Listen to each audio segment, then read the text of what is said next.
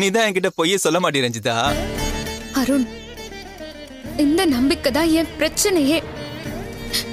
நான் உங்ககிட்ட உண்மையா இல்லைங்கிற வலிதான் என்ன முள் மாதிரி உறுத்திக்கிட்டே இருக்கு. அதை தாங்க முடியாம தான் உங்ககிட்ட எல்லா விஷயத்தையும் சொல்லிடலான்னு இருக்கேன். என் அக்காவை விட்டு வந்ததுக்கு அப்புறம் எனக்கு எல்லாமே நீங்க தான் அருண். அந்த கடவுளா பார்த்துதான் உங்களை என்கிட்ட கொண்டு வந்து சேர்த்திருக்காரு. ஒரு தப்பான இடத்துல இருந்த என்ன நீங்க தான் மீட்டீங்க. என் மாமா கிட்ட இருந்தும் நீங்க தான் என்ன காப்பாத்துனீங்க. இந்த உயிர், இந்த வாழ்க்கை எல்லாமே நீங்க எனக்கு கொடுத்ததுதான் அருண். நீங்க இல்லைன்னா இன்னைக்கு இந்த ரஞ்சிதாவே இல்ல. நீங்க தான் வாழ்க்கைன்னு ஆனதுக்கு அப்புறம் உங்களை எப்படி அருண் என்னால விட்டு கொடுக்க முடியும்? இன்னொருத்தியோட உங்களுக்கு கல்யாணம்னா எப்படி என்னால ஏத்துக்க முடியும்? உங்களை இழந்துட கூடாதுங்கிற தவிப்பு, டென்ஷன், அந்த பயத்துலதான் நான் கர்ப்பமா இருக்கேன்னு போய் சொன்ன அருண்.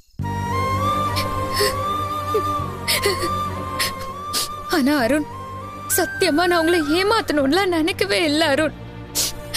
அந்த கல்யாணத்தை தடுக்க எனக்கு வேற வழி தெரியல அருண். என் மேல எவ்வளவு நம்பிக்கையா இருந்தா அன்னைக்கு நான் சொன்னத நீங்க ஒரு வார்த்தை கூட கேட்காம அப்படியே ஏத்திருந்திருப்பீங்க. அந்த நம்பிக்கைய நான் கொன்னுட்டேன்.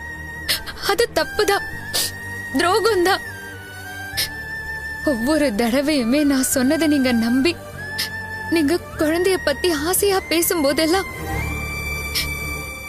என் மனசாட்சி என்ன குத்திக்கிட்டே இருந்துச்சு அருண்.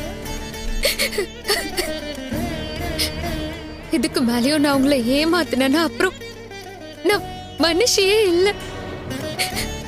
அதனாலதான் எல்லா உண்மையும் உங்க முன்னாடி சொல்லி பாவ மன்னிப்பு கேட்கலாம் நீங்க வந்திருக்கேன். என்ன மன்னிச்சிருங்க அருண்.